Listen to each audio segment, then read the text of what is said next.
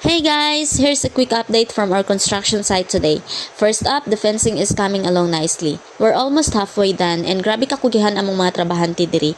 Over here, the poultry house is nearly complete. Just a few screens left, then it's time to welcome the chickens na dayon. So manok na lay kulang diri sa among poultry house, kompleto na dayon. Now, check out the garden area.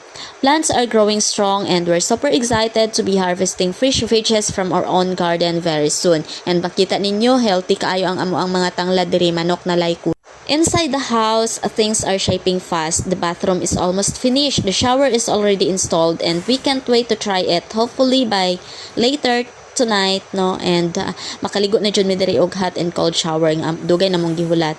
And right here, the guest bedrooms are already underway. Lots of progress happening all at once. So that would be all for our update today. See you on the next update. Bye.